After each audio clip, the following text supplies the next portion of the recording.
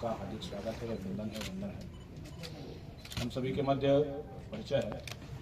आप श्री याज्ञवल्क्य शुक्ल जी हैं। आप अखिल भारतीय विद्यार्थी परिषद के राष्ट्रीय महामंत्री हैं। आप डॉक्टर मंगलेश श्रीवास्तव जी हैं। आप गोरखपुर के महापौर हैं। आप श्री कामेश्वर सिंह जी हैं। आप गोरखपुर के वरिष्ठ समाजसेवी हैं। आप डॉक्टर राकेश प्रताप सिंह जी हैं।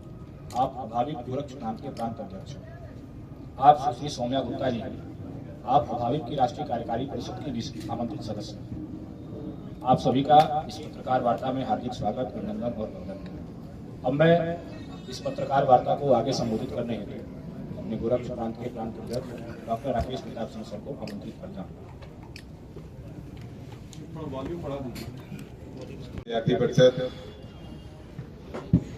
द्वारा आयोजित आज की इस प्रेस वार्ता में आप सभी का स्वागत और अभिनंदन है।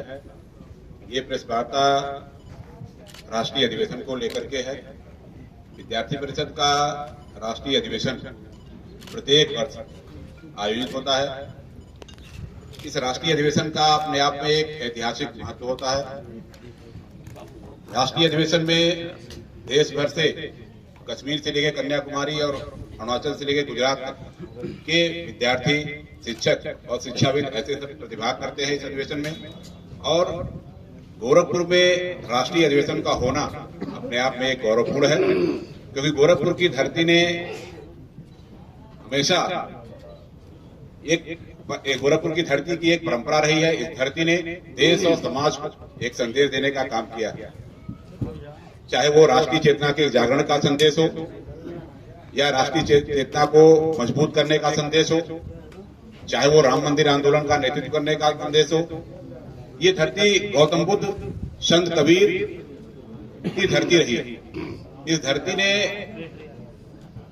सामाजिक विभिन्न प्रकार की सामाजिक धार्मिक रूढ़ियों को नकार कर एक ऐसे समाज का विकल्प प्रस्तुत किया जिस समाज में मनुष्य की क्षमता को महत्व दिया गया, और एक ऐसे समाज का विकल्प किया जहां मनुष्यों के बीच किसी प्रकार का कोई भेदभाव नहीं।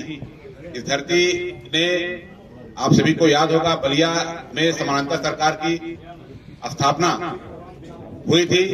1857 की क्रांति हो, सब में इस धरती ने राष्ट्रीय चेतना के जागरण का संदेश दिया है। सामाजिक सांस्कृतिक रूढ़ियों को नकार कर सामाजिक समरसता, सामाजिक प्रगतिशीलता का संदेश दिया।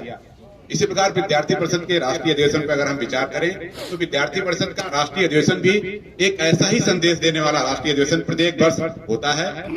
इस अधिवेशन में देश भर से छात्र टंडवाई, शिक्षक, शिक्षाविद विभिन्न प्रकार के जात, पंथ, मजहब, संप्रदाय को भुलाकर ये भारतीय संस्कृति की जो एक विशेषता है, जो भारतीय संस्कृति कंपोजिट कल्चर की जो विशेषता है, सम्मिश्र संस्कृति की जो विशेषता है, उस विशेषता को रेखांकित करने वाला अधिवेशन होता है, जहां हमको विविधता में एकता के दर्शन होते हैं। एक तरह से कहें कि लघु भारत का दर्शन हमको यहाँ देखने को मिलता है। इस अधिवेशन के माध्यम से पूरे देश भर के कॉलेज कैंपस में, विश्वविद्यालयों में देश